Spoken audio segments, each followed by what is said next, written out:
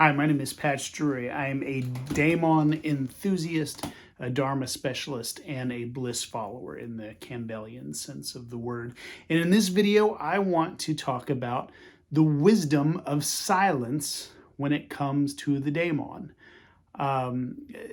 Though he didn't use the word daemon, Napoleon Hill kind of talked about this idea in his book Think and Grow Rich. And Mitch Horowitz elaborated on it in his book The Miracle of a Direct Chief Aim, which discusses Napoleon Hill's Think and Grow Rich on a more microscopic level.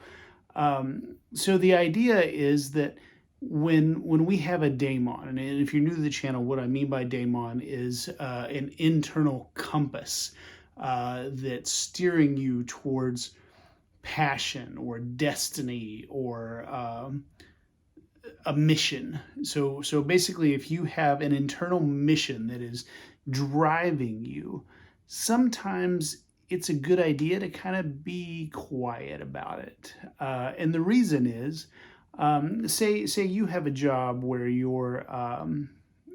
work back a house at a restaurant, or you're a computer programmer, and that's your job. That's what you do to make money.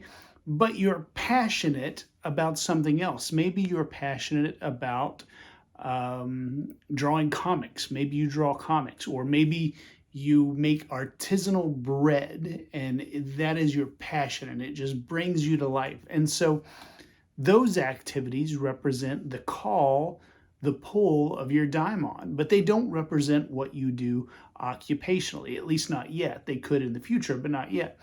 A lot of times, because we're so passionate about a thing, we may be back a house at the restaurant, and we'll be like, hey, you say to a coworker, let me tell you about comics, that I'm making this comic on the side, and it's got aliens, and it's got sharks, and I'm so excited about it. I'm drawing it, and I go home every night after work in the restaurant, and I draw it, and my dream is to put it out there in the world. And a lot of times the people you work with, or the people in your family, or even your friends, they've kind of resigned themselves to kind of the workaday day job life. Like, you go to work 9 to 5, and you come home and you relax, and you get ready to do it all again the next day. And they've kind of let go of whatever their dream is in life, this passion, this daimonic voice. And so when you talk about yours to them, it feels unreasonable to them, because they don't have something like it in their life, so they can't relate to your excitement.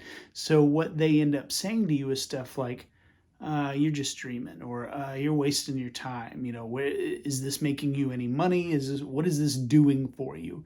And you could say how it enlivens you and brings passion to your life, but those are pretty debased currencies for a person who has lost that ability to hear the daimonic voice. And so they're going to look at the things you're saying, and they're going to be kind of discouraging towards them. And the reason I think it's best to be silent sometimes, is that discouragement can be catching. If somebody, poops on your passion enough, you'll start to think, well, maybe this is just a pipe dream. Maybe this is something I shouldn't devote time to. Maybe I should just really buckle down here at work and do some overtime and blah, blah, blah. And so we have to be really careful, I think, who we share our daimonic passions with, because some people just aren't prepared to hear about them and not discourage you, and not poop on them, and not negatively compare it to the passion in their own lives and come away critical. So it's a good idea to just kind of keep that stuff to yourself, I think, or not keep it to yourself necessarily, but be very careful who you talk to about it. If you have a best friend, or a wife, or a husband, or a boyfriend or girlfriend, or just a friend that if you talk about this with them, they're going to encourage you, then by all means, that sounds like a safe place to have the conversations. But if you don't know, and unfortunately, even our close loved ones, our family members, our friends, sometimes they're not the person to talk to, and that sucks and that hurts, and we wish they were. But it requires a little bit of discernment on our part. And sometimes it requires just kind of mentioning it a little and gauging the reaction, and then you kind of know, okay, don't go any further with this, or okay, yeah, this is a safe place to talk about this. So that's my encouragement to you: is talk about these things with discernment. Be careful who you talk to about them, because what you don't want to do is you don't want to damage your own enthusiasm when it comes to them. And I have I've started a Patreon uh, to support these YouTube videos, and what I really want is for this Patreon not just to be like, hey, here's some YouTube videos, give me $5. I really want this Patreon to be supportive of the mission of these videos. So if I talk about something in a video, I want you to be able to turn to the Patreon and have that topic reinforced in a practical, helpful way. And so, to that end, one of the things that you get through this Patreon, depending on the level you join at, is a Discord server. I'm new to Discord. I just started this server, but I'm excited about it. I grew up in the 70s and 80s, but I was around in the 90s and 2000s, so I know message board culture. I understand message boards. So I'm approaching Discord like a message board because I think that's what it is. But basically, this is a place where if you have a passion, if you hear the daimonic voice, if you're following your bliss, if you know what your dharma is, or you don't know but you want to kind of explore and look at some things, this Discord server will be a safe place to come and talk to other people. And it's just getting started. It may just be me for a while, but who better to talk to about your daimonic purpose than a daimon enthusiast? And that is me. My job, my mission in this world is to help other people hear the voice of their daimon, to recognize their passion, their purpose, their mission, their function in this life, their true will, and follow it. And so, if that's a conversation you need to have, you need to be a part of, and you need some positive, reassuring voices in your life around that, even if if your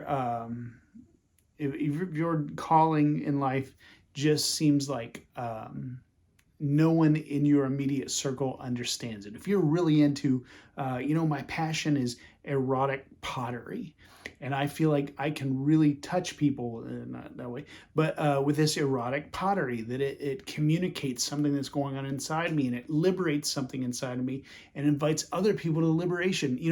You can have that passionate conversation about that topic on this Discord. There is no judgment. There's no, come on, is that really it? If